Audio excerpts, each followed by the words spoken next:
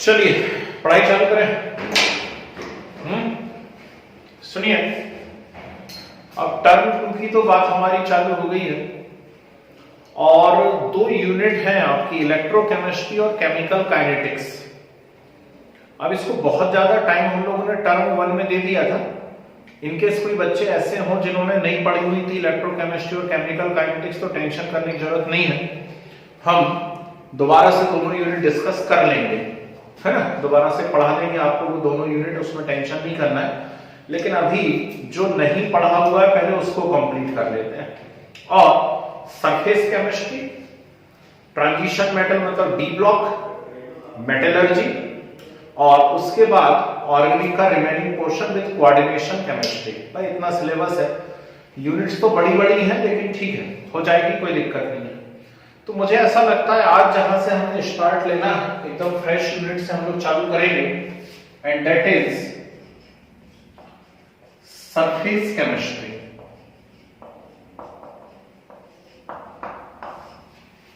यहां से चालू करेंगे।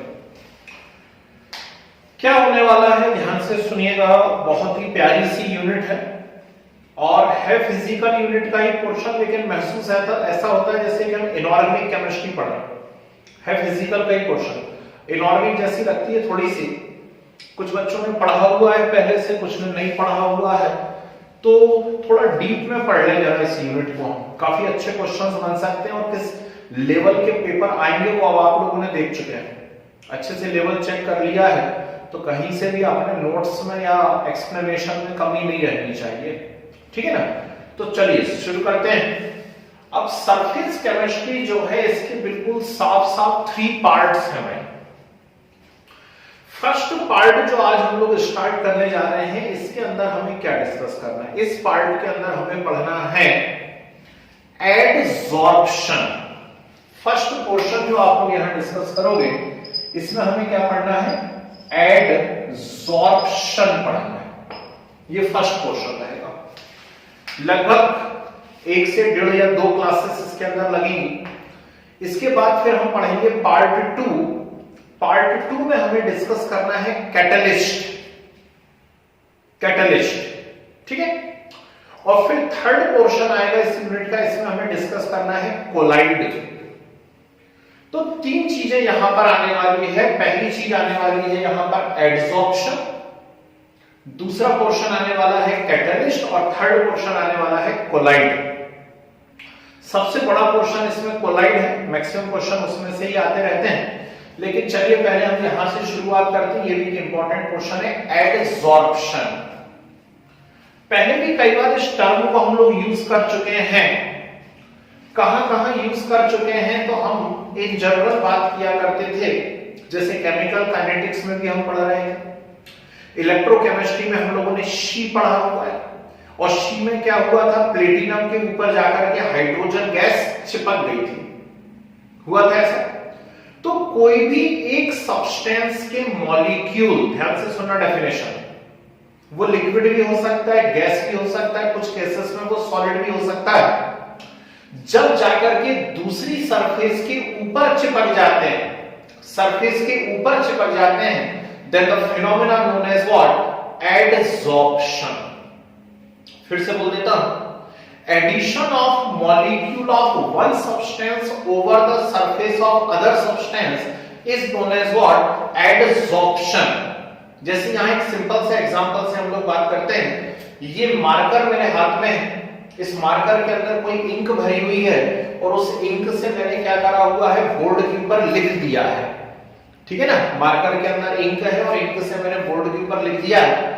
तो यहां ये जो इंक मैं यूज कर रहा हूं, ध्यान से सुनिएगा, यहां ये जो इंक मैं यूज कर रहा हूं, इस इंक के लिए टर्म यूज होगी एडसॉर्बेट। क्या लिखा हुआ है? पढ़ने में आ रहा है, ध्यान से देख लीजिए। जो इंक यहां पर है, इंक के लिए क्या टर्म यूज करेंगे आप? एडसॉर्बेट, ओके। और ये जो बोर्ड यहां पर है, इस बोर्ड के लिए टर्म यूज होगी एडसॉर्बेंट, ठीक। अब ये आपके क्वेश्चंस बन गए सब, है ना। अभी कुछ नहीं मालूम, अभी बोर्ड को भी नहीं मालूम कि वो आपको एमसीक्यू टाइप क्वेश्चन पेपर देने वाला है या सब्जेक्टिव टेस्ट पेपर देने वाला है। तो हमारी तैयारी दोनों टाइप से होनी चाहिए। तो जो सब्सटेंस जाकर के चिपक रहा है, ध्यान से सुनो, जो सब्सटेंस जाकर के चिपक रहा है, जैसे यहां पर इंक जाकर के चिपक रही है, तो उसके लिए आप क्या टर्म यूज करोगे? एड्सॉर्बेट। जिस सरफेस के ऊपर जाकर के चिपक रहा है उस सरफेस के लिए आप क्या टर्म यूज करोगे? एड्सॉर्बेंट। और दोनों को यदि हम मिला दे डेफिनेशन को तो हम क्या कहेंगे? Addition of adsorbate over the surface of adsorbent is known as what? Adsorption. फिर से बोलूं या समझ में आ रहा है? क्या कहा मैंने? Addition of adsorbate over the surface of adsorbent is known as what? Adsorption। इसे हम adsorption कहा करते हैं। Is it clear? बात समझ में आ गई? कोई दिक्कत तो नहीं इसके अंदर? ठीक, ये मार्कर से मैं लिख रहा हूं, ये देखो, ये मैं लिख रहा हूं, ऐसा मैंने लिख दिया। क्या कहा इसे मैंने? adsorption। ठीक, और यदि मैं इसको हटा दूं यहां सरफेस पे से, तो मैं इसे क्या कहूंगा? जल्दी से बोल के बताइए कोई, क्या कहूंगा? बोलेगा कोई? डिसॉर्प्शन। क्या कहेंगे हम इसको? डिसॉर्प्शन। तो सब्सटेंस जाकर के सरफेस के ऊपर चिपक रहे हैं, एडसॉर्प्शन हो रहा है। सब्सटेंस को आप सरफेस पे से हटा रहे हैं, डिसॉर्प्शन हो रहा है।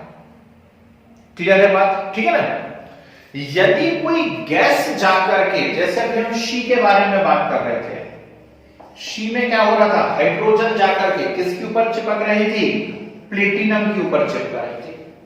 तो किसी गैस का यदि मेटल के ऊपर एड्सॉर्प्शन होता है, ध्यान से सुनिएगा, गैस का यदि मेटल के ऊपर एड्सॉर्प्शन होता है तो इसके लिए हम लोग इस एड्सॉर्प्शन को एक अलग टर्म से शो करते हैं और वो टर्म होती है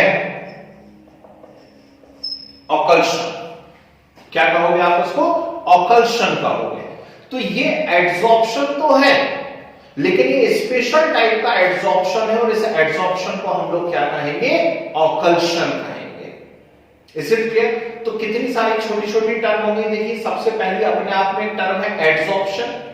एड्सॉर्प्शन के बाद सेकंड टर्म आई है एड्सॉर्बेट। एड्सॉर्बेट के बाद नेक्स्ट टर्म आई है एड्सॉर्बेंट। एड्सॉर्बेंट के बाद डिसॉर्प्शन और डिसॉर्प्शन के बाद क्या आ गई? एक और term occlusion. Is it clear? अब ध्यान से सुनिएगा, ये मेरे हाथ में कपड़ा है और इसका यूज हम लोग किया करते हैं इस बोर्ड को क्लीन करने के लिए। इस बोर्ड पे हम लोग मार्कर से लिखते हैं, इंक से लिखते हैं और इस कपड़े की हेल्प से हम लोग इस इंक को साफ करते रहते हैं। तो नेचुरल सी बात है कि ये जो इंक हम कपड़े की हेल्प से साफ कर रहे हैं वो इंक जाकर के इस कपड़े के ऊपर चिपक रही है। ध्यान से सुनना बात को, मतलब कौन सी प्रोसेस हो रही है? एडसॉर्प्शन हो रही है। दूसरा पॉइंट, क्या वो इंक सिर्फ सरफेस के ऊपर ही चिपक रही है या इस कपड़े की सरफेस के अंदर भी चली गई है?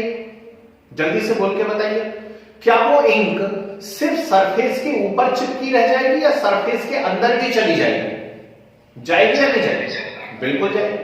ठीक, वो इंक सरफेस के अंदर भी चली जाएगी और जब सब्सटेंस सरफेस के अंदर मूव कर जाते हैं तो उसके लिए हम यहां पे दूसरी टर्म यूज करते हैं, दैट इज एब्सॉर्प्शन।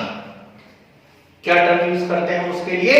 एब्सॉर्प्शन। जब तक सरफेस के ऊपर चिपके हुए हैं आप उसे कह रहे हैं एडसॉर्प्शन, जब सरफेस के अंदर चले गए तो हम उसे क्या कह रहे हैं? एब्सॉर्प्शन। आई यहां तक बात समझ में? कोई दिक्कत तो नहीं? ठीक, अब इसके अंदर क्या हुआ है? देखो, इस कपड़े के अंदर एडसॉर्प्शन भी हुआ है और एब्सॉर्प्शन भी हुआ है। ठीक, बोलने में हो सकता है आपके कानों तक आवाज थोड़ा कंफ्यूजिंग पहुंच रही हो, तो मैं ऐसे फिंगर लगा लगा के बता देता हूं। इस कपड़े के अंदर एडसॉर्प्शन भी हुआ है और एब्सॉर्प्शन भी हुआ है। दोनों काम एक साथ हुए हैं और जब दोनों काम एक साथ होते हैं तो इसे हम क्या कहा करते हैं? इसे हम कहते हैं सॉर्प्शन। क्या कहेंगे आप इसको? सॉर्प्शन कहेंगे। इसे क्लियर? तो बहुत सारी छोटी छोटी मैंने यहां पे टर्म आपको बताने की कोशिश करी। ये आपके चैप्टर की शुरुआत है। यदि ध्यान से देखेंगे तो आपको महसूस होगा कि यार इंटरेस्टिंग चैप्टर है, मजा आएगा इस चैप्टर को पढ़ने में। ठीक, सिंपल है, थ्योरेटिकल पोर्शन बहुत ज्यादा है, इसलिए टर्म्स बहुत ज्यादा हमें करनी पड़ेगी इसके अंदर। क्लियर है बात? तो बहुत लंबी कहानी नहीं सुना रहा हूं क्योंकि बहुत दिनों बाद क्लासेस लग रही हैं, तो ऐसा ना हो कि आपकी नींद लग जाए कहीं फिर से एक और बार। तो पहले हम छोटे छोटे नोट्स बनाते चलते हैं। पहले इतनी बात के मैं नोट्स लिखवाता हूं आपको। इसके बाद कैसे आगे बढ़ेंगे, एड्सॉर्प्शन और एब्सॉर्प्शन में डिफरेंस करेंगे, और उस डिफरेंस के बाद जो है मैं आपको एड्सॉर्प्शन की कैरेक्टरिस्टिक और टाइप बताऊंगा। ठीक है ना? तो चलिए पहले जरा नोट्स बनाना चालू करते हैं। बहुत दिन से कुछ लिखा नहीं है तो आज लिखते हैं। डालिए, चैप्टर का नाम डालिए, टर्म 2 है, ऊपर श्री गणेशाय नमः लिख सकते हैं आप चाहें तो, इच्छा हो तो, है ना? और उसके बाद चैप्टर का नाम डाल दीजिए सरफेस केमिस्ट्री, सरफेस केमिस्ट्री, और इसमें साइड हेडिंग डालिए एडसॉर्प्शन, एडसॉर्प्शन लिखिए, इसकी डेफिनेशन लिखिए, phenomena of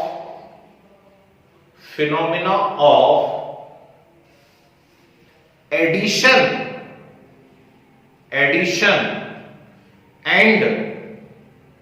retention, phenomena of addition and retention of molecules of one substance, molecules of one substance, small bracket में लिखे, जनरली लिक्विड और गैस, जनरली लिक्विड और गैस, ब्रैकेट क्लोज करिए, over the surface of other substance, phenomena of addition and retention of molecule of one substance over the surface of other substance, small bracket में लिखिए, generally solid और liquid, generally solid और liquid, bracket close करिए, is known as adsorption, is known as adsorption. ठीक है, arrow बना के लिखे, the substance which get attached, the substance which get attached on the surface,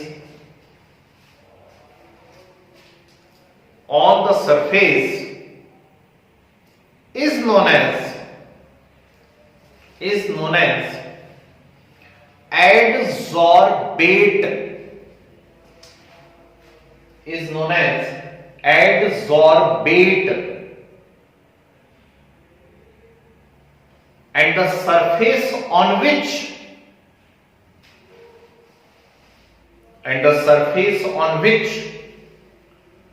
adsorption takes place, and the surface on which adsorption takes place is known as adsorbent,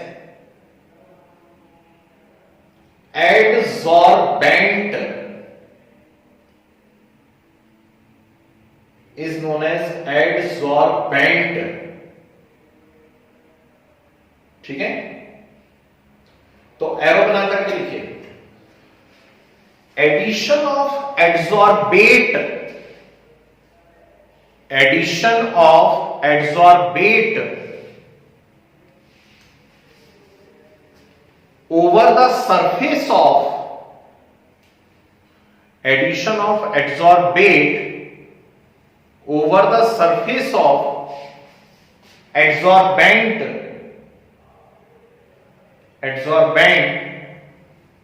is known as adsorption. Is known as adsorption. ठीक है. साइरोडिनली cause of adsorption हो क्यों रहा है, चिपक क्यों रहा है सब्सटेंस जाकर के दूसरी सरफेस के ऊपर. डली हेडिंग, कॉज ऑफ एड्सॉर्प्शन लिखो इसमें. Generally surface of solid, liquid पे भी होता है कभी कभी, लेकिन अभी हम सॉलिड के लिए बात कर रहे हैं. Generally surface of solid consist some free valencies. Generally surface of solid consist some free valencies, and to satisfy these valencies,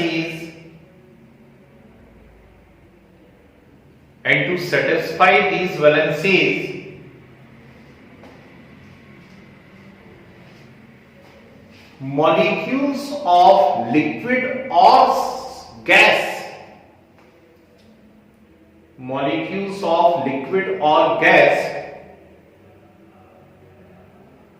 attach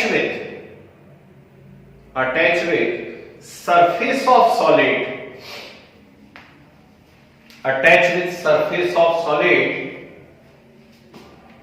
that's why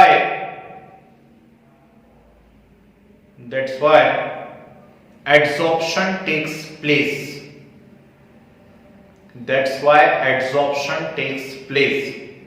एक बार पढ़ के देखिए जरा पूरा का पूरा स्टेटमेंट क्या बोलता है. पढ़िए जरा सभी लोग ध्यान से उस स्टेटमेंट को. क्या कह रहा है ये स्टेटमेंट कि जो सॉलिड की सरफेस होती है इसके ऊपर कुछ फ्री वैलेंसीज होती हैं.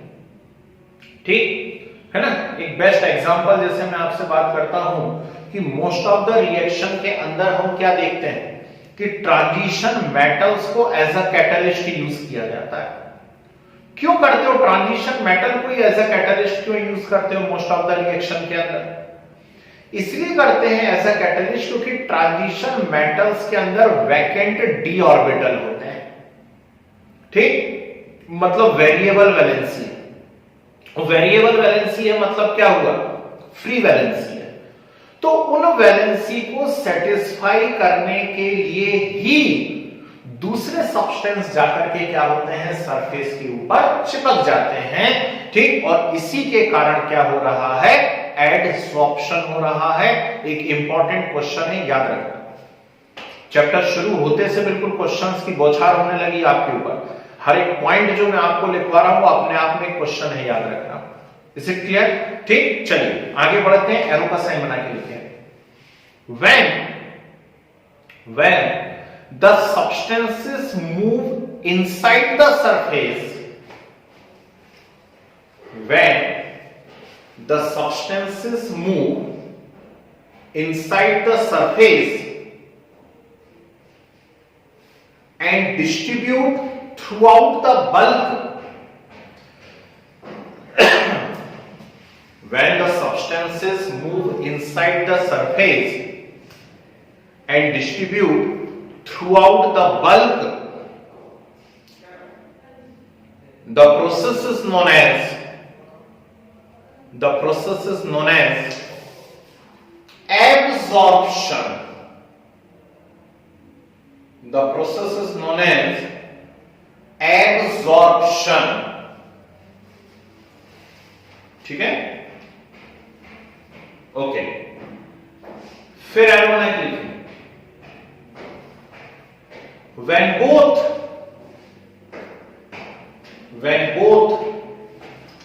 adsorption and absorption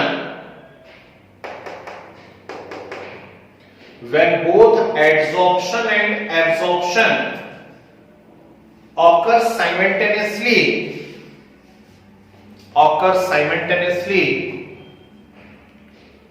it is known as sorption,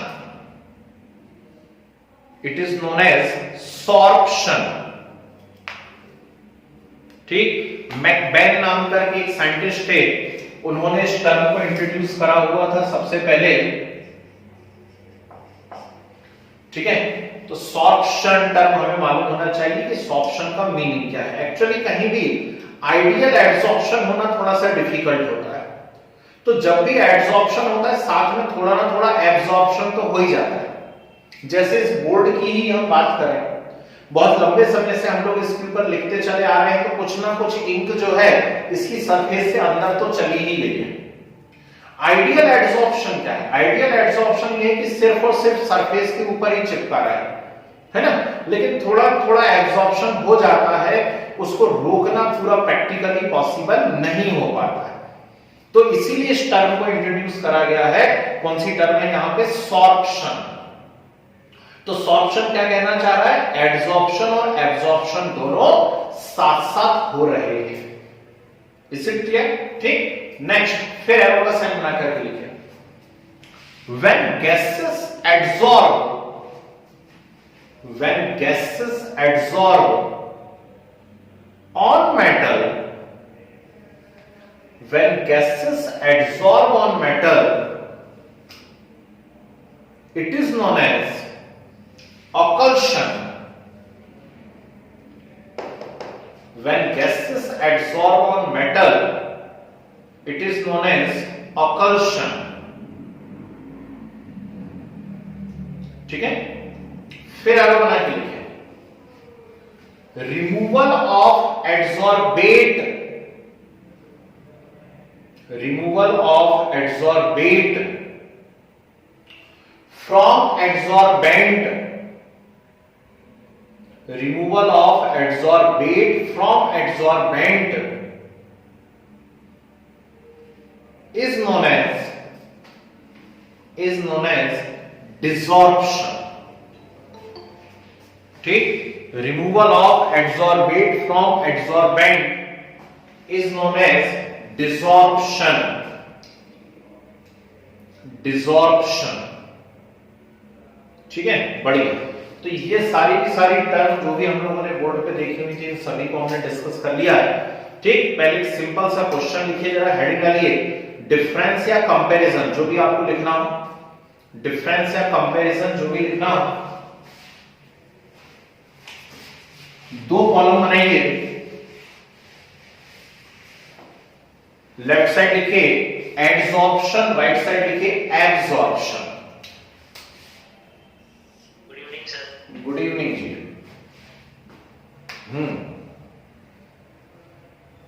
चलो थोड़े से लेट हो गए, कोई बात नहीं, लिखो जरा। एडसॉर्प्शन और एब्सॉर्प्शन में डिफरेंस हम लोग करने जा रहे हैं।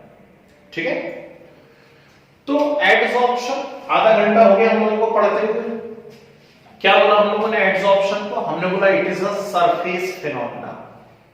ठीक, और एब्सॉर्प्शन कहां होता है? Inside the surface. सरफेस के नीचे यदि सब्सटेंस मूव कर जाता है तो उसको आप एब्सॉर्प्शन कहते हैं, और सरफेस के ऊपर चिपका रह जाता है तो उसको एडसॉर्प्शन कहते हैं।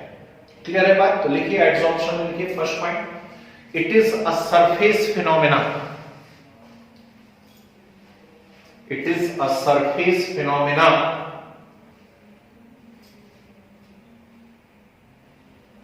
absorption में लिखिए takes place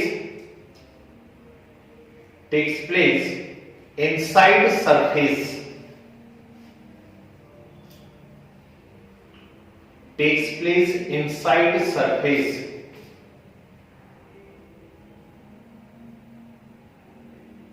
ठीक है, नेक्स्ट एडसॉर्प्शन में लिखे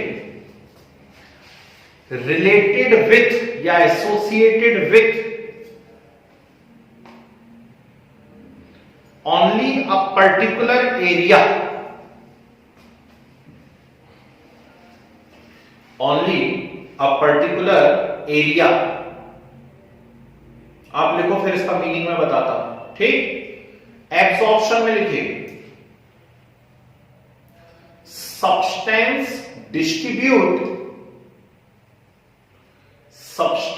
distribute uniformly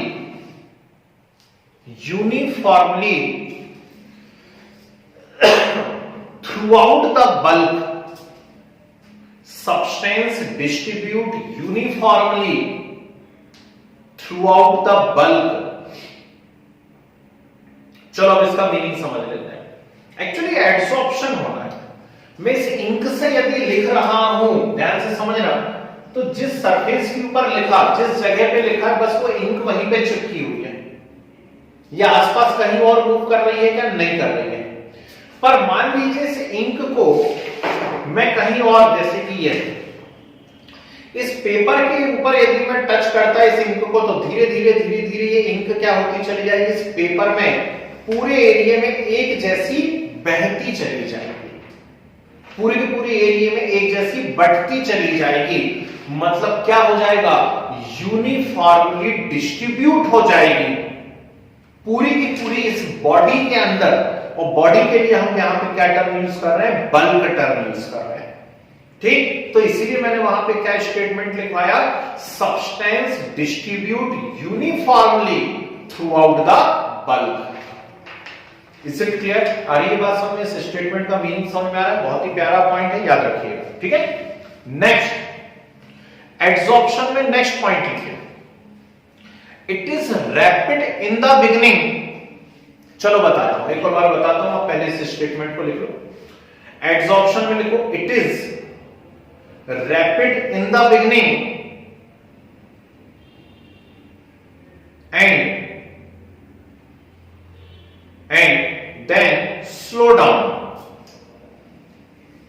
and then slow down. Absorption में लिखिए, absorption takes place with uniform rate. Takes place with uniform rate. चलिए, तो डिमांड आई थी, जरा पहले एक और बार बात कर लेता हूं. डिफरेंस तो समझ में आ रहा है? सरफेस के ऊपर चिपक रहा है तो एडसॉर्प्शन कह रहे हो, सरफेस के अंदर चला जा रहा है तो एब्सॉर्प्शन कह रहे हैं. अब यदि सब्सटेंस सिर्फ सरफेस के ऊपर चिपकता है, सोचिए, यदि सिर्फ सरफेस के ऊपर चिपकता है तो एक पर्टिकुलर एरिया पे चिपका रह जाएगा. मतलब एडसॉर्प्शन एक पर्टिकुलर एरिया तक ही रिलेटेड रहता है. अब कई बार क्या होता है, हम लोगों के साथ, बॉयज के साथ अक्सर हो जाता है ऐसा कि कोई भी पेन है हमारे पास, पहले इंक पेन चला करते थे, आपने उसको पॉकेट में रख लिया. अब पॉकेट में रख लिया, वो पेन जो है वो लीक कर गया तो उसमें से इंक निकलना चालू हो गई. इंक निकलना चालू हो गई तो हम देखते हैं पूरी पूरी ऐसी फैल जाती है. होता ही नहीं होता है? बस यही बात तो मैंने आपको लिखवाई है. क्या लिखवाया मैंने आपको लिखवाया distribute uniformly throughout the bulk. यानी उसके अंदर जो मटेरियल है, वो जितनी भी सरफेस अवेलेबल है वहां पे इनसाइड, उसमें पूरे में क्या होता चला जाता है? एक जैसा फैलता चला जाता है. आ रही है बात समझ में? ठीक. नेक्स्ट पॉइंट भी सुन लीजिए कि एडसॉर्प्शन जो होता है, it is rapid in the beginning. ऐसा क्यों? क्योंकि इनिशियली जो आपके पास सरफेस है, मान लो ये रेड कलर से जो एक बॉक्स मैंने बनाया, ये एक सरफेस है, तो इनिशियली ये सरफेस पूरी की पूरी खाली पड़ी हुई है. पड़ी सरफेस पूरी खाली, आप जितना चाहो इसके ऊपर एडसॉर्प्शन करा सकते हो. लेकिन धीरे धीरे अवेलेबल सरफेस क्या होती चली जाती है? कम होती चली जाती है. और अवेलेबल सरफेस जैसे जैसे कम होती चली जाएगी तो नेचुरल बात है कि यहां पर क्या होता चला जाएगा? जैसे जैसे अवेलेबल सरफेस कम होती चली जाएगी, वैसे वैसे एडसॉर्प्शन की रेट भी क्या होती चली जाएगी? डिक्रीज होती चली जाएगी. एब्सॉर्प्शन में क्या होता है? एब्सॉर्प्शन में पूरी की पूरी बॉडी में ये एक जैसा डिस्ट्रीब्यूट होता है सब्सटेंस, इसलिए एब्सॉर्प्शन हमेशा यूनिफॉर्म रेट से चलता रहता है.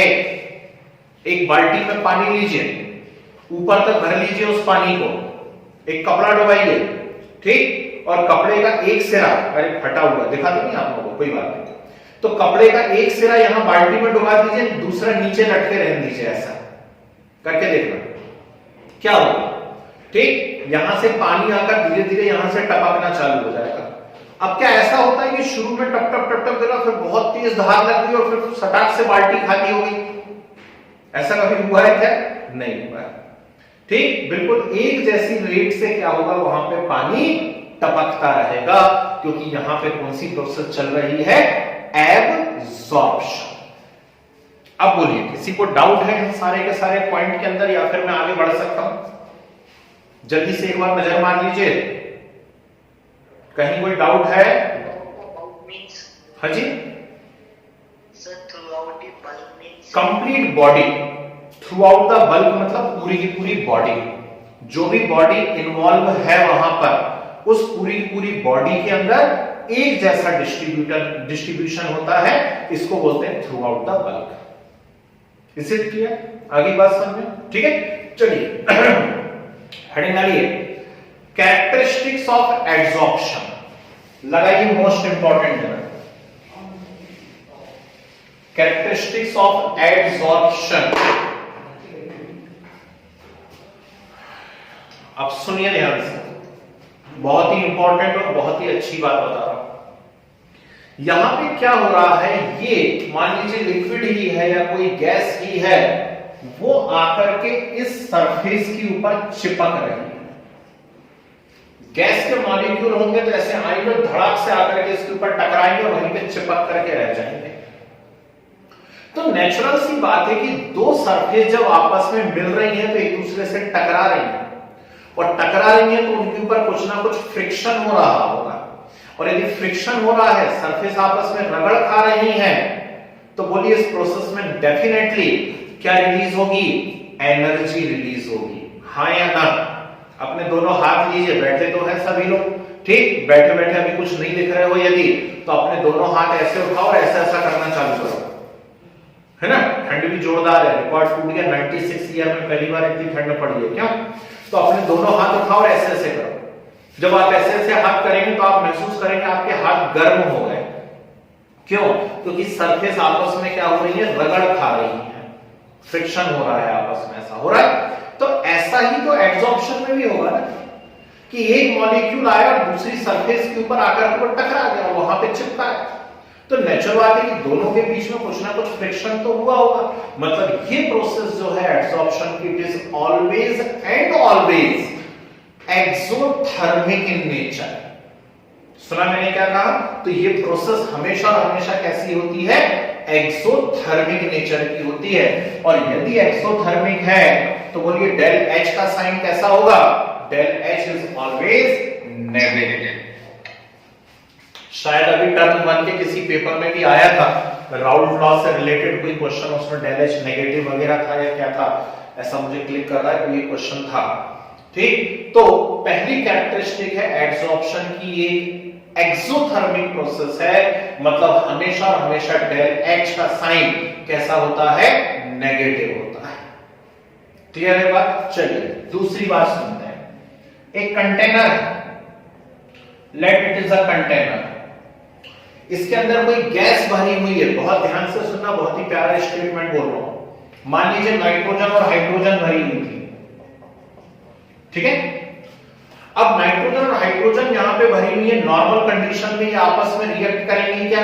नहीं करने वाली, ठीक? तो मैंने क्या करा, कोई एक पर्टिकुलर टेम्परेचर प्रेशर दिया और ऊपर से आयरन डाल दिया। क्या है ये? आयरन यहां पर है, सुनना ध्यान से, ठीक? अब पोरस आयरन डाल दो आप, है ना, या फिर पाउडर्ड आयरन डाल दो, कैसा भी डाल दो, लेकिन आयरन आपने वहां पे डाल दिया। अब जब आयरन आपने वहां पर डाला तो नाइट्रोजन और हाइड्रोजन जाकर के आयरन के ऊपर चिपकने लगे। ध्यान से सुनना स्टेटमेंट, क्या कहा मैंने?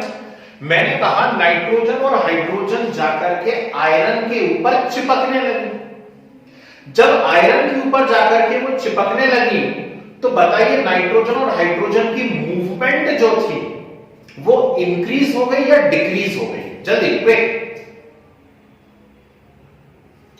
क्या पूछा? नाइट्रोजन और हाइड्रोजन के मॉलिक्यूल जो मूव कर रहे थे यहां वहां, उनकी मूवमेंट कैसी हो गई? डिक्रीज हो गई। बिल्कुल सही बात है। मूवमेंट तो डिक्रीज हो गई, मतलब उनके अंदर डिसऑर्डर डिक्रीज हो गया। क्या डिक्रीज हो गया? डिसऑर्डर, रैंडमनेस, मूवमेंट डिक्रीज हो गई। और हम अच्छे से जानते हैं, हम बहुत ही पढ़े लिखे बच्चे हैं, अपने अपने स्कूल के टॉपर हैं हम लोग, कि रैंडमनेस या डिसऑर्डर या मूवमेंट के लिए जो टर्म हम यूज करते हैं वो होती है एंट्रोपी। गलत बोल दिया भाई साहब आपने, मैं जो बोल रहा हूं उसे सुनिए। तो रैंडमनेस या डिसऑर्डर या मूवमेंट के लिए जो टर्म यूज होती है वो क्या होती है? एंट्रोपी। और डिसऑर्डर डिक्रीज हुआ है मतलब एंट्रोपी डिक्रीज हुई है, और एंट्रोपी डिक्रीज हुई है, that's why del S is also negative. ठीक, तो एड्सॉर्प्शन के लिए डेल एच भी नेगेटिव होता है और साथ में डेल एस भी कैसा होता है? नेगेटिव। बहुत इंपॉर्टेंट पॉइंट। क्लियर है बात? ठीक। थर्ड, ये इंक से मैं लिख रहा हूं बोर्ड पे, जब से देख रहे हो आप लोग इतने सालों से। कुछ करता हूं क्या मैं इसके लिए? नहीं, कुछ नहीं करता हूं, बस मैं इंक यहां पे ऐसे टच करता हूं, वो लिखता चला जाता है, अपने आप ऐड होती चली जाती है। मुझे बस सरफेस को टच करना है। ठीक, कोई दूसरी एक्स्ट्रा एफर्ट में इसके लिए लगा रहा हूं क्या? नहीं लगा रहा। मतलब ये कैसी प्रोसेस हो रही है? स्पॉन्टेनियस। अब बोल सकते हैं भाई साहब जो आपने थोड़ी देर पहले आंसर दे दिया, हाइड्रोजन को आप प्लेटिनम के ऊपर भेजिए, बस प्लेटिनम काइमेट उगा हुआ है HCl के अंदर, उसके ऊपर हाइड्रोजन भेज दीजिए बस आप 1 एटमॉस्फेरिक प्रेशर पे, हाइड्रोजन जाकर के अपने आप उसके ऊपर चिपकना चालू हो जाएगी। और जब मेरे मुंह से टर्म निकलती है अपने आप, तो मैं उसे इंग्लिश में ट्रांसलेट कर देता हूं और वो हो जाती है स्पॉन्टेनियस। और जब स्पॉन्टेनियस हो जाती है तो मैं कहूंगा कि वहां पर del G is equal to कैसा होता है? Negative. And what is del G? It is gives free energy. अकेला फ्री एनर्जी भी आप इसे कह सकते हैं। ठीक, तो इसके लिए डेल जी कैसा हो जाता है? नेगेटिव हो जाता है। आई बातें समझ में कि नहीं आ पाई है? तो ये कैरेक्टरिस्टिक है भाई एड्सॉर्प्शन की। डेल एच भी नेगेटिव होता है, डेल एस भी नेगेटिव होता है और डेल जी भी नेगेटिव होता है। क्लियर है? ठीक, तो इसके बाद में एक चीज और बता देता हूं, फिर साथ में हम लोग नोट्स बनाते हैं इसके, है ना? अब मुझे पढ़ना है types of adsorption. Types of adsorption में एक टाइप आता है on the basis of concentration और दूसरा आता है on the basis of attraction. तो on the basis of attraction थोड़ा सा बड़ा है, उसको हम लोग 5 मिनट बाद डिस्कस कर लेंगे। अभी पहले डिस्कस करते हैं on the basis of concentration. ठीक है, तो on the basis of concentration जब मैं क्लासिफाई करता हूं एड्सॉर्प्शन को, तो मुझे 2 टाइप देखने को मिलते हैं। यहां पे कौन कौन से 2 टाइप देखने को मिलते हैं? क्या लिखा हुआ है? Positive and negative. बहुत ही प्यारा क्वेश्चन बनेगा। मुझसे पूछेगा व्हाट इज पॉजिटिव एड्सॉर्प्शन और मुझसे पूछेगा व्हाट इज नेगेटिव एड्सॉर्प्शन। अब ये क्या बला है, तो पहले दिमाग में पिक्चर क्लियर कर लेना। आइडियल एड्सॉर्प्शन हमारे लिए पॉसिबल नहीं है, तो जब भी एड्सॉर्प्शन होगा साथ में थोड़ा थोड़ा एब्सॉर्प्शन भी होगा। ठीक, यानी कुल मिलाकर के हम सॉर्प्शन की ही बात करते हैं। तो पॉजिटिव एड्सॉर्प्शन हो या नेगेटिव एड्सॉर्प्शन हो, पहले दिमाग में पिक्चर क्लियर करो कि ये सॉर्प्शन होगा, है ना? यानी एड्सॉर्प्शन और एब्सॉर्प्शन दोनों प्रोसेस होंगी। अब क्या होता है पॉजिटिव और नेगेटिव एड्सॉर्प्शन, जरा सुनिए और ध्यान से देखते हैं। वापस से मान लीजिए मेरे पास ये कोई चीज एक सरफेस है ना, और मैंने कोई गाढ़ा गाढ़ा मटेरियल ले लिया, बढ़िया ठंड पड़ रही है अच्छी, तो इस समय भजियों का अपना एक अलग ही आनंद रहता है ना? जो भी आप उससे कहते हो, आपके यहाँ कुछ और टर्म चलती हो सकता है, हम लोग भजिया बोलते हैं उसको। तो बेसन लिया अपन ने, पकोड़े, हाँ पकोड़े भी बोल सकते, सही बोला। बेसन लिया, बढ़िया उसको पानी के अंदर घोला, कुछ प्याज कोई दूसरे मटेरियल डाल दिए। अब आगे की बात सुनना, नहीं तो तैयारी कर लो बनाने की। पहले इधर सुनो, बेसन आपने लिया है, पानी के अंदर डाला है और गाढ़ा गाढ़ा पेस्ट बनाया है, गाढ़ा गाढ़ा। और उस गाढ़े गाढ़े पेस्ट को उठा करके इस पेपर की शीट के ऊपर रख दीजिए। सुनना क्या कहा है, गाढ़ा गाढ़ा पेस्ट है, उसको उठा करके पेपर शीट के ऊपर रख दीजिए, पेपर के ऊपर रख दीजिए। अब आप क्या महसूस करेंगे, नीचे भी आपको वैसा का वैसा महसूस होगा कि जैसा ऊपर है? नहीं, ऊपर पूरा मटेरियल पड़ा हुआ है, नीचे बिल्कुल हल्का हल्का सा महसूस होगा कि यार कुछ डिफ्यूज होकर के आ रहा है, हल्का सा कुछ मॉइस्ट टाइप का या गीलापन टाइप का लगेगा, है ना। और रफ पेपर होगा तो थोड़ा थोड़ा सा नीचे महसूस होने लगेगा। इससे ज्यादा महसूस होगा क्या? नहीं। तो सरफेस के ऊपर कंसंट्रेशन ज्यादा है और सरफेस के नीचे कंसंट्रेशन कम है। फिर से सुनो स्टेटमेंट, सरफेस के ऊपर कंसंट्रेशन ज्यादा है, सरफेस के नीचे कंसंट्रेशन कम है, मतलब ये पॉजिटिव एड्सॉर्प्शन है। कैसा एड्सॉर्प्शन है? पॉजिटिव। सेम एक्सपेरिमेंट करिए। अब आप एक पतला घोल बना लीजिए, बेसन और पानी का एकदम पतला पतला सा बना लीजिए घोल, गाढ़ा नहीं रखना, एकदम पतला कर लो उसको, और अब डालो इसके ऊपर। ठीक, तो अब जब आप सरफेस के ऊपर डालोगे, वो पतला है, वो डाइल्यूट है, तो वो ढेर सारा क्या हो जाएगा, सरफेस के अंदर चला जाएगा और ऊपर कम रहेगा। मैक्सिमम अमाउंट को सरफेस क्या कर लेगी, सोख लेगी, एब्जॉर्ब कर लेगी। तो जब सरफेस के ऊपर कम अमाउंट रहे और सरफेस के नीचे ज्यादा अमाउंट हो जाए तो उसे क्या कहते हैं, नेगेटिव एडसॉर्प्शन। क्या कहते हैं उसको, नेगेटिव एडसॉर्प्शन। आई कुछ बात समझ में या नहीं है? ठीक है ना। तो ये दो टर्म मैंने अभी आपको बता दी क्योंकि छोटी छोटी सी थी, एक एक लाइन की डेफिनेशन है। अब एक्चुअल क्वेश्चन, एक बहुत बड़ा क्वेश्चन हमारे सामने आएगा, that is physical adsorption and chemical adsorption. उसे हम 5 मिनट बाद डिस्कस करते हैं। पहले इतने क्वेश्चन के जरा नोट्स बना लें। ज्यादा लंबी लंबी कहानियां नहीं सुनाना चाह रहा हूं, कुछ लोगों को नींद लग जाती है क्योंकि, तो पहले छोटे छोटे नोट्स बनाते चलते हैं। चलिए, हेडिंग आ रही हुई है कैरेक्टरिस्टिक्स ऑफ एडसॉर्प्शन। पहला पॉइंट लिखिए, it is a surface phenomena, always and always it is a surface phenomena. It is a surface phenomena. Second,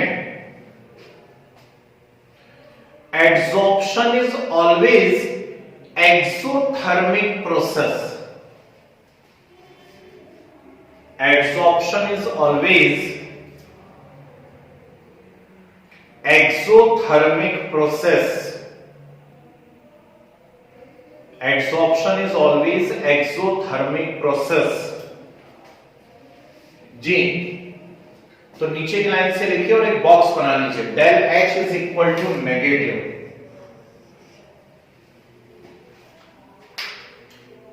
del H is equal to negative. ठीक है, डेल H क्या है, enthalpy change है, negative sign है मतलब exothermic reaction है। Next point लिखिए, adsorption always result in, adsorption always results इन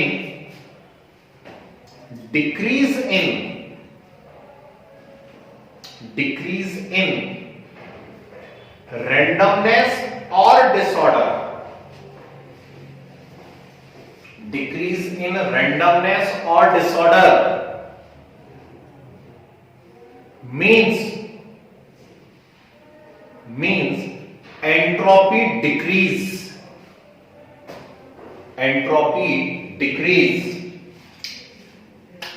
तो नीचे की लाइन से लिखिए और ऐसा एक बॉक्स बना लीजिए, del S is equal to negative, del S is equal to negative.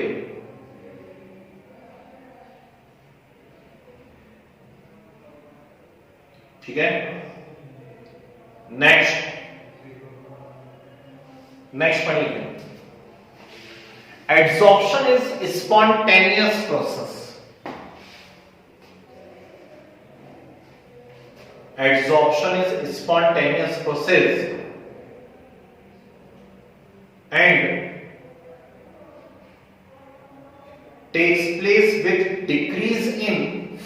energy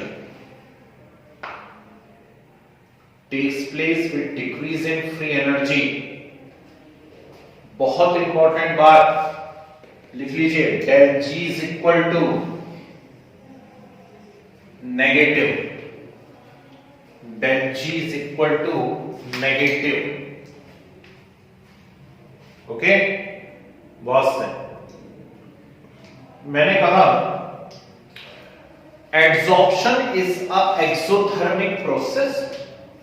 second कहा मैंने कि एंट्रोपी डिक्रीज, और थर्ड कहा adsorption is spontaneous process and always takes place by decrease in free energy. तो decrease in free energy तो लिख लीजिए del G is equal to negative. तो तीनों बातें नेगेटिव है, del H भी नेगेटिव है, del S भी नेगेटिव है और del G भी नेगेटिव है।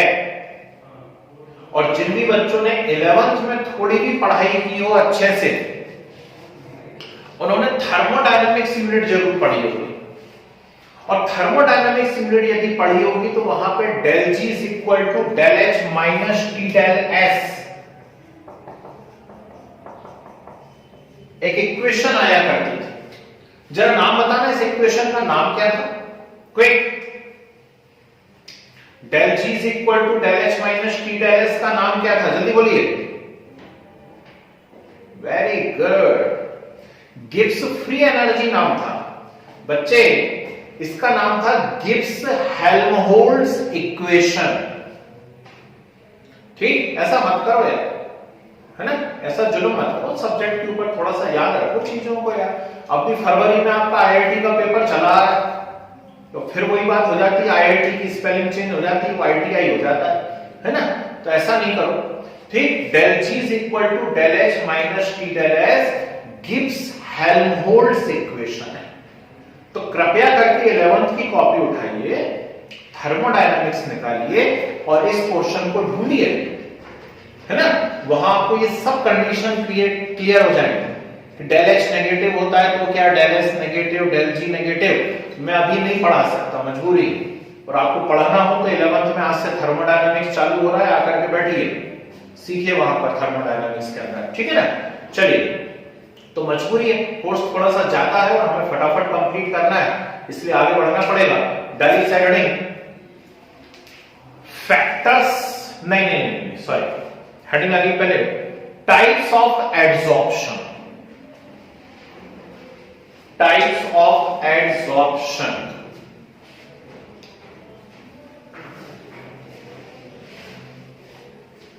जी, इसमें पहले हेडिंग लो, on the basis of concentration. On the basis of concentration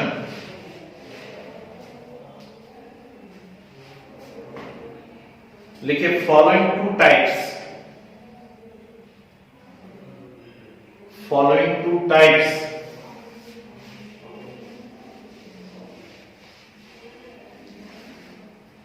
first side heading लिए पॉजिटिव एड्सॉर्प्शन, पॉजिटिव एड्सॉर्प्शन लिखिए, when the concentration of adsorbate, when the concentration of adsorbate is more on the surface,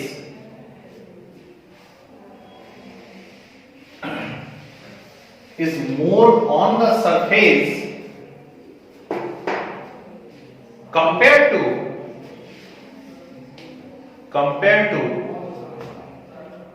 its concentration in the bulk, compared to its concentration in the bulk, then it is known as positive adsorption.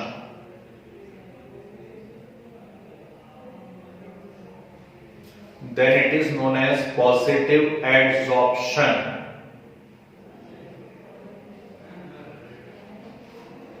ठीक है,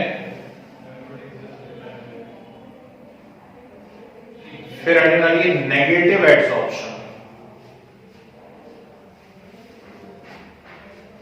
negative adsorption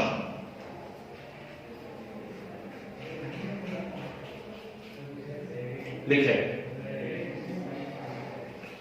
when concentration of adsorbate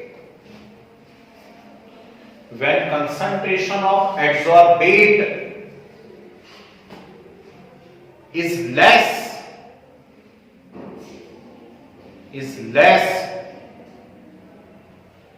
on the surface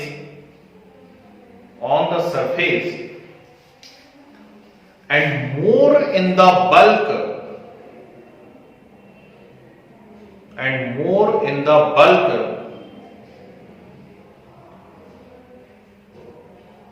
then it is known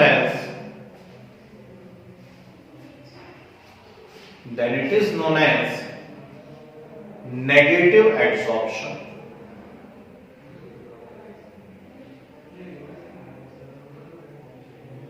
negative adsorption. Example जरा important लगा के लिखिए, इसका important लगा के example लिखो। When concentrated KCl, कुछ और भी ले सकते हो आप, ऐसा कुछ नहीं है। When concentrated KCl shaken with, मिलाया हिलाया अपन ने, शेक किया, shaken with bone or blood charcoal, when concentrated KCl shaken with bone or blood charcoal, it show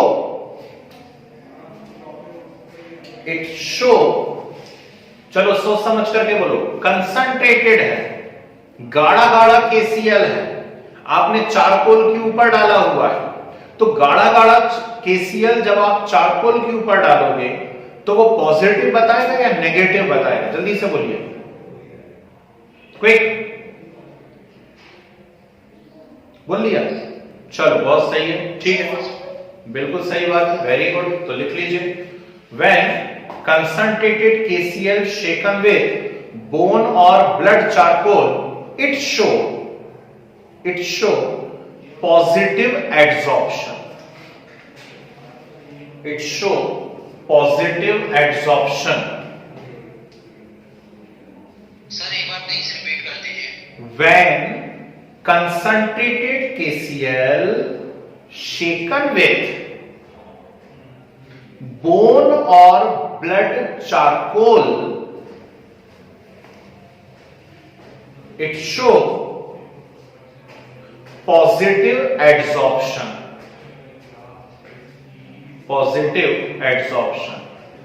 But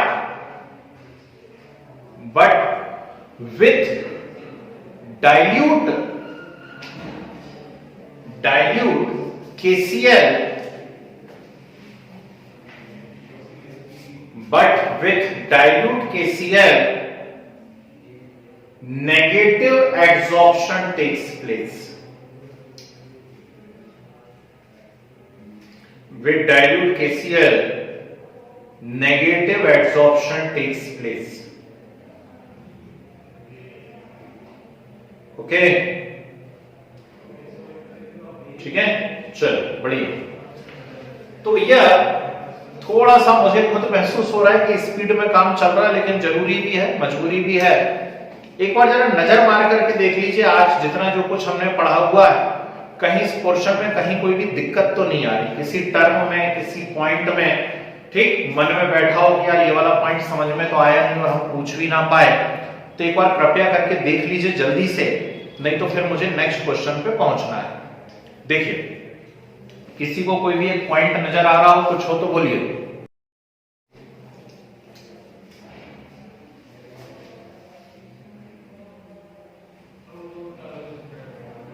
कोई बात नहीं, पॉजिटिव और नेगेटिव एड्सॉर्प्शन से सिर्फ इतना सा मीनिंग है। एक्चुअली पहले तो ये दिमाग में पिक्चर क्लियर करो कि एड्सॉर्प्शन है ही नहीं, ये तो सॉर्प्शन है, ठीक। उसको हम बोल जरूर रहे हैं एड्सॉर्प्शन, लेकिन वो एड्सॉर्प्शन नहीं है, एक्चुअली वो क्या है, सॉर्प्शन है। यानी उसमें एड्सॉर्प्शन भी होना है और एब्सॉर्प्शन भी होना है।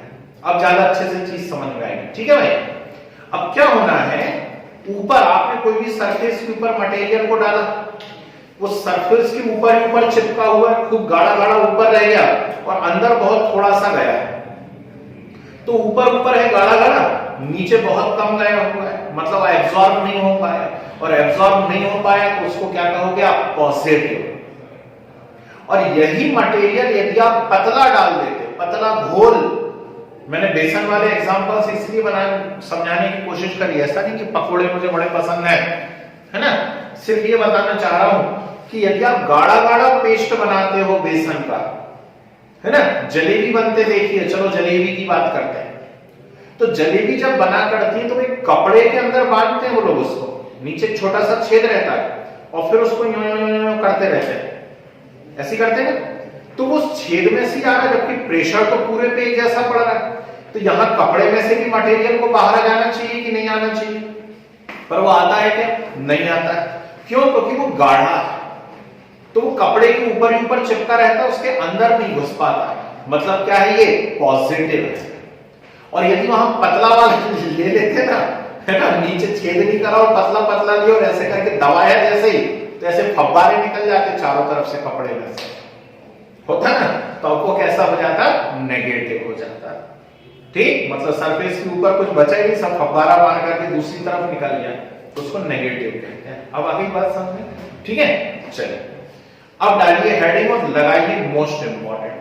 यदि सब्जेक्टिव पेपर हो रहा है तो ये आएगा, और यदि ऑब्जेक्टिव भी हो रहा है तो इसी में से आएंगे सबसे ज्यादा क्वेश्चन। डालिए heading, on the basis of attraction force, on the basis of attraction force। सुनिए ध्यान से, एट्रैक्शन फोर्स के बेसिस पर एड्सॉर्प्शन के दो टाइप किए जाते हैं। कौन कौन से दो टाइप किए जाते हैं, ध्यान से सुनो। जब वीक एट्रैक्शन फोर्स होते हैं, फिजिकल बॉन्ड, फिजिकल फोर्स, तो वीक फिजिकल बॉन्ड या फिजिकल फोर्स जब होते हैं, किस किस के बीच में, एड्सॉर्बेट और एड्सॉर्बेंट के बीच में। जो बच्चे अभी भी कंफ्यूज हैं टर्म में, वो फिर से सुन लीजिए। जो भी सब्सटेंस आकर के चिपक रहा है उसे एड्सॉर्बेट कहते हैं। जिस सरफेस पे आकर के चिपक रहा है उस सरफेस को एड्सॉर्बेंट कहते हैं। समझ गए बात को। तो यदि एड्सॉर्बेट और एड्सॉर्बेंट के बीच में वीक फोर्सेस हैं, फिजिकल फोर्स या फिजिकल बॉन्ड है, तो जो एड्सॉर्प्शन होता है उस एड्सॉर्प्शन को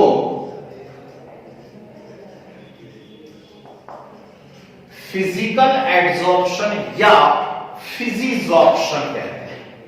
बोलो मनी मन में टर्म क्या कहा मैंने, वीक बॉन्ड के कारण यदि हो रहा है तो हम उसे फिजिकल एड्सॉर्प्शन या फिजिजॉर्प्शन कहते हैं। Is it clear. और यदि यही स्ट्रॉन्ग केमिकल बॉन्ड के कारण हो रहा है, यदि यही कार्यक्रम स्ट्रॉन्ग केमिकल बॉन्ड्स के कारण हो रहा है तो इसे केमिकल एड्सॉर्प्शन या केमिजॉर्प्शन कहते हैं।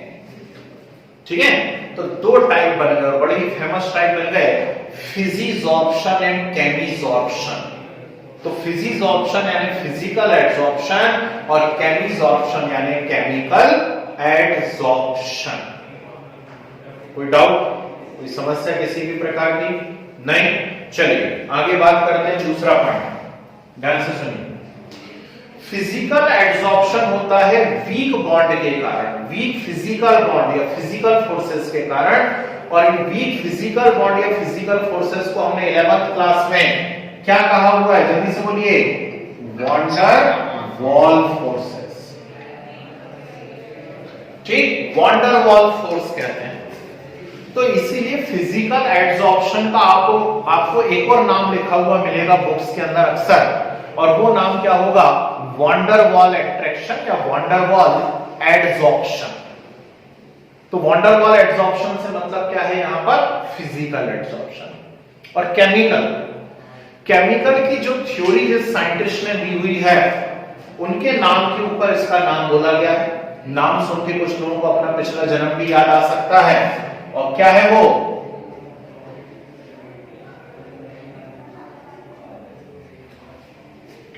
लैंगमूर एड्सॉर्प्शन, है ना। ठीक, क्या नाम लिखा हुआ है, लैंगमूर एड्सॉर्प्शन। ठीक, ये क्वेश्चन बन गया आपका, व्हाट इज लैंगमूर एड्सॉर्प्शन। तो Langmuir adsorption is actually chemical adsorption. ये साइंटिस्ट का नाम है, नहीं तो सोचो कि कुछ और बात हो रही है अपनी, है ना। ठीक, साइंटिस्ट है, लैंगमूर नाम था उनका, लगा होगा उनका मुंह दिखा होगा कुछ ऐसा अजीब सा। चलिए तीसरी बात करते हैं, ध्यान से सुनिए। अच्छा काम करो यार, एक टर्म अचानक से स्किप कर गई मेरे दिमाग से। हमने जो पॉइंट लिखा था कि characteristic of adsorption, characteristic of adsorption देखो सेकंड पॉइंट का लिखा, it is always exothermic in nature, और उसमें del H is equal to क्या लिखा हुआ आपने, नेगेटिव लिखा, del H equal to negative, उसका नाम लिख लो। जो del H equal to negative आपने लिखा हुआ उसका नाम लिख लो, उसका नाम है एडसॉर्प्शन एंथैल्पी। क्या है, एडसॉर्प्शन एंथैल्पी। ठीक है, मतलब जब एडसॉर्प्शन हो रहा है तो जो हीट रिलीज हो रही है उस हीट को क्या कहा जा रहा है, एडसॉर्प्शन एंथैल्पी कहा जा रहा है। क्लियर है। तो ध्यान से देखिएगा, यहां पर वीक बॉन्ड बन रहा है, और यदि वीक बॉन्ड निकलेंगे तो जल्दी से बताइए कि कम एनर्जी लगेगी या ज्यादा एनर्जी लगेगी, जल्दी से बोलो। वीक बॉन्ड बन रहा है, तो वीक बॉन्ड जब बन रहे हैं तो लेस एनर्जी, लो एनर्जी, तो आप यहां पे कहोगे लो। ये क्या लिख दिया मैंने, डेल एच एडी, एडी मतलब एडसॉर्प्शन एंथैल्पी कैसी होती है, लो होती है, और इसकी वैल्यू होती है 20 to 40 किलो जूल पर मोल।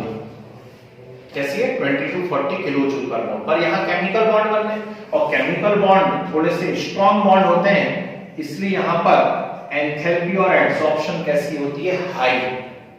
जो वैल्यू मैं लिखवा रहा हूं बस वही परम सत्य है भाई। आपकी एनसीईआरटी में कुछ और वैल्यू दी हुई होगी, चिंता नहीं करना, जो मैं लिखवा रहा हूं वो सही है। 40 to 400 किलो जूल पर मोल। ठीक, तो केमिकल एडसॉर्प्शन की एडसॉर्प्शन एंथैल्पी याद रखिएगा 40 to 400 किलो जूल पर मोल होती है, जबकि यहां पर लो होती है ओनली 20 to 40 किलो जूल पर मोल। आइए यहां तक बात समझे। नेक्स्ट पॉइंट ध्यान से सुनिए। जैसे जैसे मैं प्रेशर इंक्रीज करता जाऊंगा, बहुत अच्छे से सुनना, जैसे जैसे मैं प्रेशर इंक्रीज करता जाऊंगा वैसे वैसे फिजिकल एडसॉर्प्शन भी क्या होता चला जाएगा, इंक्रीज। मान लो गैस आकर के चिपक रही है सरफेस के ऊपर, यदि गैस आकर के सरफेस के ऊपर चिपक रही है सॉलिड की सरफेस के ऊपर, तो आप जैसे जैसे प्रेशर बढ़ाते चले जाओगे ज्यादा से ज्यादा गैस चिपकती जाएगी, और प्रेशर बढ़ाओगे और गैस चिपकेगी, और प्रेशर बढ़ाओगे और गैस चिपकेगी। लेकिन जैसे ही आप प्रेशर हटाओगे तो गैस भी वहां सरफेस पे से निकल के क्या होने लगेगी, भागने लगेगी। हाँ या ना, जब तक प्रेशर बढ़ा रहे थे तब तक चिपकती जा रही, जैसे ही प्रेशर हटाया तो गैस सरफेस पे से क्या हो जाएगी, उड़ना चालू हो जाएगी। ठीक, तो इन्वर्टेड कॉमा लगा करके सुनिए, बहुत इंपॉर्टेंट पॉइंट है कि यदि आप प्रेशर इंक्रीज करते हैं तो ये एडसॉर्प्शन इंक्रीज होता जाता है, लेकिन जैसे ही प्रेशर डिक्रीज करते हैं तो ये एडसॉर्प्शन भी डिक्रीज होने लगता है। किसके बारे में बात कर रहे हो, फिजिकल। प्रेशर इंक्रीज करते हो तो इंक्रीज होता है, लेकिन प्रेशर डिक्रीज करते हो तो क्या होने लगता है? डिक्रीज होने लगता है। क्लियर है बात? केमिकल एड्सॉर्प्शन के बारे में बात करें तो केमिकल एड्सॉर्प्शन के बारे में यदि आप बात करते हैं तो प्रेशर इंक्रीज करने के साथ साथ इंक्रीज होता है, लेकिन यदि आप प्रेशर डिक्रीज करोगे तो क्या होगा? कुछ नहीं। क्यों नहीं होगा? चलो जल्दी से कोई मुझे एक्सप्लेन करके बताओ कि यदि आपने प्रेशर इंक्रीज करा तो केमिकल एड्सॉर्प्शन इंक्रीज हो गया, लेकिन प्रेशर डिक्रीज करा तो कुछ नहीं हुआ। क्यों नहीं हुआ? चलिए कोई एक्सप्लेन करेगा? वेरी गुड, शाबाश, बिल्कुल सही बात बोली। क्योंकि वहां पे बॉन्ड क्रिएट हो गए, स्ट्रॉन्ग बॉन्ड बन रहे हैं, केमिकल बॉन्ड बन रहे हैं। ठीक, तो ऐसा थोड़ी ना होता कि प्रेशर हटा दिया तो केमिकल बॉन्ड टूट जाएंगे। ठीक, फिजिकल बॉन्ड टूट सकते हैं। यहां कौन से बॉन्ड बन रहे हैं? केमिकल बॉन्ड बन रहे हैं। तो प्रेशर इंक्रीज करने के साथ साथ इंक्रीज तो होगा, लेकिन जैसे ही आप प्रेशर डिक्रीज करोगे उसका कुछ नहीं बिगड़ना, क्योंकि वहां कौन से बॉन्ड बन चुके हैं? केमिकल बॉन्ड बन चुके हैं। ये सब समझने वाली बातें हैं बेटा, घोट रोट नहीं पाओगे, याद नहीं होगा आपको, है ना? क्लियर है बात? बढ़ू आगे। नेक्स्ट, टेम्परेचर का क्या इफेक्ट पड़ेगा? सोच के देखते हैं। फिजिकल एड्सॉर्प्शन की बात कर रहे हैं, वीक बॉन्ड है। यदि आपने टेम्परेचर दिया तो जो भी मॉलिक्यूल वहां पे सरफेस पे चिपके हुए हैं, वेरी गुड, बिल्कुल सही आंसर है। उन मॉलिक्यूल्स को क्या होगा? टेम्परेचर मिलेगा। टेम्परेचर मिलेगा तो उनकी काइनेटिक एनर्जी बढ़ेगी, और काइनेटिक एनर्जी बढ़ेगी तो वो मॉलिक्यूल वहां सरफेस पे से निकल करके भाग जाएंगे, हाँ या ना? ठीक है, जैसे ही टेम्परेचर दोगे उनकी काइनेटिक एनर्जी आ जाएगी, और काइनेटिक एनर्जी आएगी तो वो सरफेस पे से निकल करके क्या हो जाएंगे? भाग जाएंगे। मतलब साफ है कि यदि मैं टेम्परेचर इंक्रीज करता हूं तो ये एड्सॉर्प्शन क्या होता चला जाता है? डिक्रीज होता चला जाता है लगातार। ठीक, कौन सा एड्सॉर्प्शन? Physical adsorption. केमिकल के केस में क्या होता है? केमिकल में एक्चुअली क्या है, यहां पर एक मिनिमम एनर्जी की रिक्वायरमेंट है। ऊपर एक पॉइंट मुझे बताना था, मैं यहां बता देता हूं। एक्टिवेशन एनर्जी नॉट रिक्वायर्ड, और यहां पर है एक्टिवेशन एनर्जी रिक्वायर्ड। तो फिजिकल एड्सॉर्प्शन के लिए किसी एक्टिवेशन एनर्जी की जरूरत नहीं पड़ती है। सीधे मार्कर उठाया, मैंने बोर्ड पे लिखना चालू कर दिया, कहीं मुझे कुछ करने की जरूरत नहीं है ना? कोई एक्टिवेशन एनर्जी नहीं चाहिए। लेकिन यदि मेरे पास कोई आयरन की रॉड है और उस पर मैं कोई पेंट करना चाहता हूं या प्राइमर लगाना चाहता हूं, तो पेंट या प्राइमर के अंदर ऐसे केमिकल्स होते हैं जो जैसे ही उस आयरन को टच करते हैं वहां पे एनर्जी को रिलीज करते हैं। ठीक, तब जाकर के वो प्राइमर या पेंट उस लोहे के ऊपर चिपकना चालू होता है, नहीं तो नहीं चिपक सकता। लेकिन इंक को इसके ऊपर लिखने के लिए ऐसा कुछ करना पड़ रहा है क्या? मुझे नहीं करना पड़ रहा है। मतलब यहां कोई एक्टिवेशन एनर्जी नहीं चाहिए, जबकि यहां पे एक्टिवेशन एनर्जी चाहिए। और यदि एक्टिवेशन एनर्जी चाहिए तो क्या होगा? ध्यान से सुनना। तो फिर केमिकल एड्सॉर्प्शन टेम्परेचर इंक्रीज करने के साथ साथ इंक्रीज होगा, मैक्सिमम वैल्यू पे पहुंचेगा, और फिर इससे ज्यादा यदि आपने इंक्रीज करा तो अब डिक्रीज होने लगेगा। दोनों ग्राफ में अच्छे से डिफरेंस देख लीजिए, क्योंकि इंपॉर्टेंट पॉइंट है। ये कंटिन्यूअसली डिक्रीज हो रहा है टेम्परेचर बढ़ाने के साथ साथ, जबकि ये एक पर्टिकुलर वैल्यू तक इंक्रीज होता है, और फिर उससे ज्यादा यदि आपने किया तो क्या होने लगता है? डिक्रीज होने लगता है। क्लियर है? ठीक, कितने पॉइंट हो गए? बाकी बातों में 5-6 पॉइंट हो गए, है ना? नेक्स्ट, ध्यान से सुनो, इंपॉर्टेंट पॉइंट, ध्यान से सुनिएगा।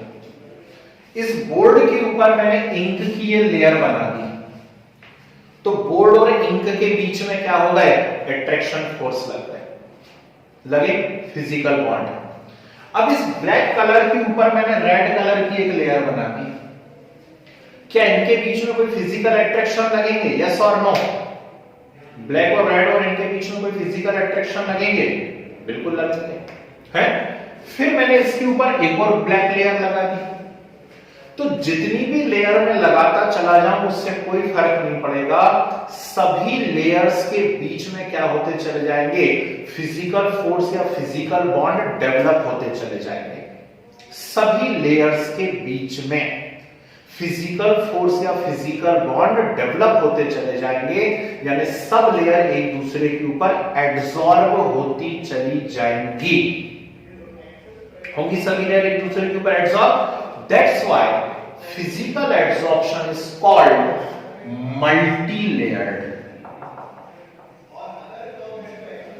ठीक, फिजिकल एड्सॉर्प्शन को क्या कहा जाता है, मल्टी लेयर्ड एड्सॉर्प्शन कहा जाता है। नोट लेना इस पॉइंट को। अब सेकंड एक्सपेरिमेंट जरा ध्यान से सुनिए, इसको कभी करके देखिएगा अपने घर में। कोई भी आयरन का आपके पास सामान, मान लो ये आयरन का है, इसके ऊपर मैंने किसी एक पर्टिकुलर कलर की कोटिंग कर दी, मान लो ब्लैक कलर चढ़ा दिया। अब उस ब्लैक कलर और आयरन के बीच में तो बॉन्ड बन गए, बने। उसके ऊपर ब्लैक के ऊपर मैंने फिर व्हाइट चढ़ा दिया, फिर व्हाइट के ऊपर रेड चढ़ा दिया। बोलिए क्या सबके केमिकल बॉन्ड बनेंगे क्या आयरन के साथ, यस और नो? नहीं बनेंगे।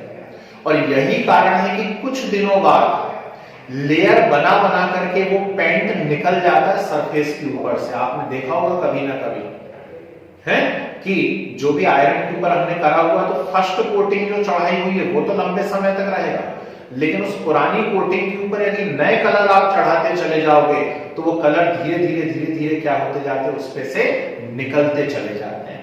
इसका क्या मतलब है, क्योंकि वो आयरन के साथ केमिकल बॉन्ड नहीं बना पाए। ठीक, that's why chemical adsorption is unilayered. कैसा होता है केमिकल एड्सॉर्प्शन?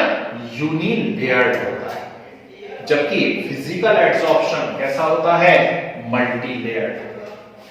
बहुत इंपॉर्टेंट पॉइंट है मेरी नजर में, तो बोर्ड पे जितना जो कुछ लिखा उसमें सबसे इंपॉर्टेंट यही पॉइंट है। ओके, नेक्स्ट एक दो बातें और बता देता हूं, फिर खत्म कर देते हैं इसको। ध्यान से सुनिएगा। मेरे पास एक बीकर में गैस है और एक बीकर में लिक्विड है। किसका फिजिकल एड्सॉर्प्शन आसानी से होगा, गैस का या लिक्विड का? जल्दी बताइए। लिक्विड आसानी से चिपकेगा या गैस आसानी से चिपकेगा? जल्दी से बताइए। अरे सिंपल सी बात है यार। ठीक, लिक्विड आसानी से चिपकेगा, इसमें सोचने वाली क्या बात है? नहीं तो कल से मार्कर में गैस भर के लेके आऊं क्या मैं, कलर्ड गैस, और कलर्ड गैस लाकर के इसके ऊपर लिखना चालू कर दूं, ऐसे चिपकने लगेगी क्या? नहीं। इसका क्या मतलब? इसका मतलब है जो गैसेस आसानी से लिक्विफाइड हो जाती हैं, जो गैसेस आसानी से लिक्विफाइड हो जाती हैं, उनका एड्सॉर्प्शन भी इजी होता है फिजिकल। केमिकल में ऐसा कुछ होता है क्या? नहीं। केमिकल बॉन्ड बनने हैं भाई, कोई फर्क नहीं पड़ता वहां पे गैस हो या लिक्विड हो। समझ गए? क्या बनने वहां पे? केमिकल बॉन्ड्स बनने हैं, तो कोई फर्क नहीं पड़ता आप लिक्विड ले लीजिए या गैस ले लीजिए। क्लियर है बात? लास्ट एक और point, not very specific and chemical adsorption is highly specific. इसका मतलब भी समझ लीजिए। फिजिकल बॉन्ड बनने हैं, वो किन्हीं भी सरफेस के साथ बन सकते हैं। इस मार्कर से मैं लिख रहा हूं, इस बोर्ड पे मैंने लिख दिया, इस पेपर के ऊपर मैंने लिख दिया, दीवार पे लिख सकता हूं, मैं अपनी स्किन के ऊपर भी लिख सकता हूं। सब जगह फिजिकल बॉन्ड बन रहे हैं, मतलब किसी स्पेसिफिक सरफेस की रिक्वायरमेंट नहीं है। पर आयरन का प्राइमर यदि है, आप जब जाते हो ना वहां पे शॉप पे हार्डवेयर पे, तो अंकल से कहते हैं अंकल जरा प्राइमर देना या अंकल जरा पेंट देना, तो पूछते हैं कि कौन सा पेंट चाहिए आपको भैया, दीवारों पे पोतने वाला चाहिए आपको या फिर लोहे पे लगाने वाला चाहिए? ऐसा पूछता है। क्यों? क्योंकि वो कैसा होता है, हाईली स्पेसिफिक एड्सॉर्प्शन होता है। आयरन का प्राइमर दीवारों पे नहीं पोता जा सकता, और दीवारों पे लगने वाला पेंट जो है वो आयरन पे नहीं लगेगा। ठीक, अब कोई कंपनी यदि बना दे ऐसा कि दोनों पे कॉमन लग जाए तो वो बात अलग है। ठीक है ना? ये कैसा होता है, हाईली स्पेसिफिक होता है केमिकल एड्सॉर्प्शन। तो भैया ये एक मोस्ट इंपॉर्टेंट क्वेश्चन आपने डिस्कस किया। यदि सब्जेक्टिव पेपर आना है तो पूरा का पूरा आ जाएगा, और यदि फिर से ऑब्जेक्टिव आना है तो इसके बीच के कोई से भी छोटे छोटे पॉइंट्स पूछे जा सकते हैं। क्लियर है बात? ठीक, तो चलिए नोट्स बना लीजिए जरा फटाफट, है ना, ओवरडोज हो जाएगी नहीं तो पहले दिन। तो डालिए on the basis of attraction, और फर्स्ट साइड हेडिंग 2 कॉलम बना लीजिए। लेफ्ट साइड लिखिए फिजिजॉर्प्शन, राइट साइड लिखिए केमिजॉर्प्शन। फिजिजॉर्प्शन, केमिजॉर्प्शन।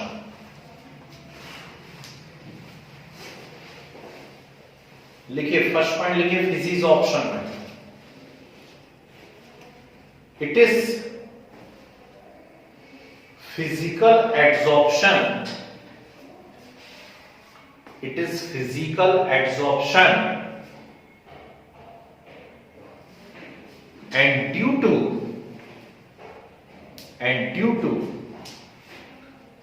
weak van der Waals forces,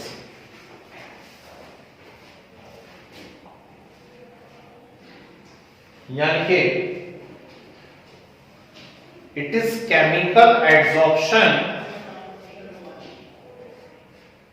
it is chemical adsorption, and due to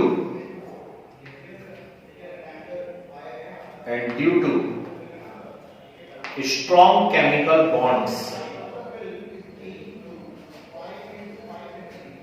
and due to strong chemical bonds, ठीक है। Next physical adsorption लिखिए, also called van der Waals adsorption, also called van der Waals adsorption,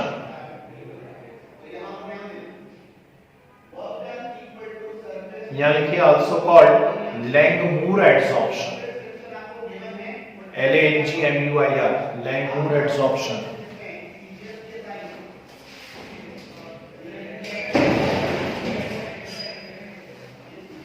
next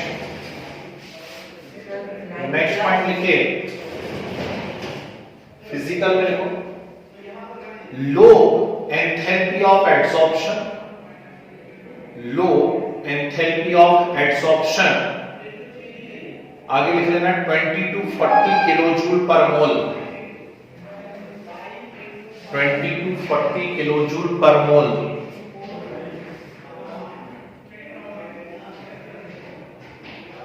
यहां लिखिए high enthalpy of adsorption, high enthalpy of adsorption 40 to 400 kilojoule पर मोल, 40 to 400 kilojoule पर मोल, ठीक है। Next लिखिए फिजिकल में increase with pressure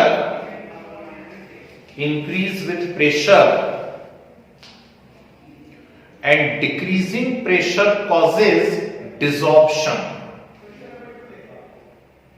increase with pressure and decreasing pressure causes desorption.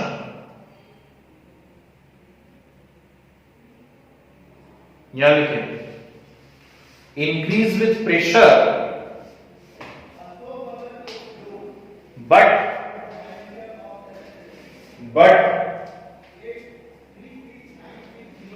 decreasing pressure not causes desorption, decreasing pressure not causes desorption।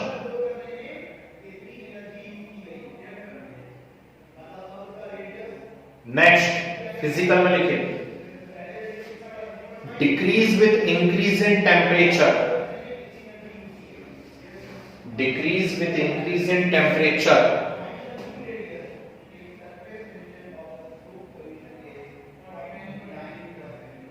ठीक है। Chemical में लिखिए इनिशियली इंक्रीज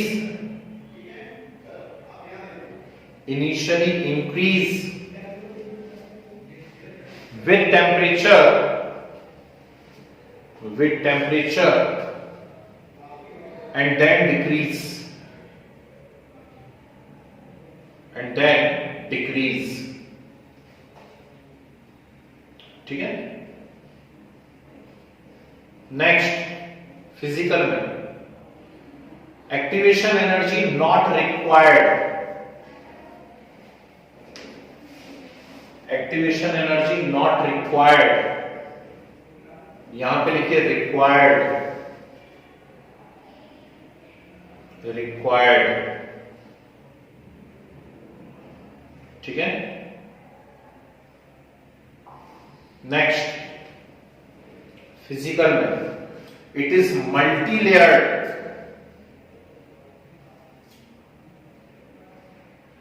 केमिकल में यूनिलेयर्ड,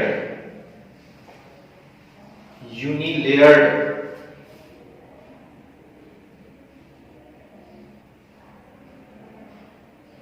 नेक्स्ट फिजिकल में लिखें gases which easily liquefied, gases which easily liquefied are absorbed easily, are absorbed easily, gases which easily liquefied are absorbed easily। Chemical में लिखें no relation, no relation, ठीक है। Last physical में लिखे not very specific, not very specific,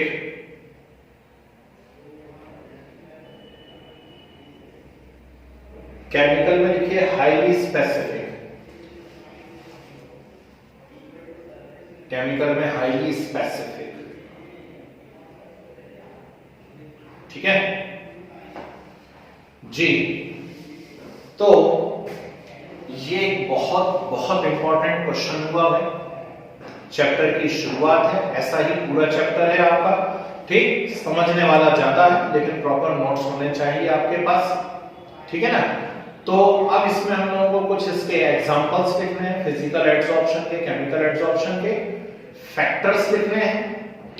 दो मैं आपको adsorption isotherm करवाऊंगा, फ्रिमलिक एंड लैंगमूर, और एप्लीकेशन ऑफ एड्सॉर्प्शन, मतलब एक क्लास और लगेगी अभी, ठीक, तब जाकर के एड्सॉर्प्शन हो पाएगा, है ना। तो बस कुछ बच्चों की दूसरी क्लास भी है ना, नेक्स्ट टाइमिंग भी है, मेरी भी दूसरी क्लास के बच्चे आने वाले हैं, तो इसको हम यहाँ पे रोकेंगे आज, और नेक्स्ट क्लास में एड्सॉर्प्शन का रिमेनिंग पार्ट कंप्लीट करेंगे, ठीक है भाई। किसी को कोई डाउट हो तो रुक जाइए, डिस्कशन करते हैं, नहीं तो बाकी फिर हम लोग नेक्स्ट क्लास में कंटिन्यू करते हैं, ओके।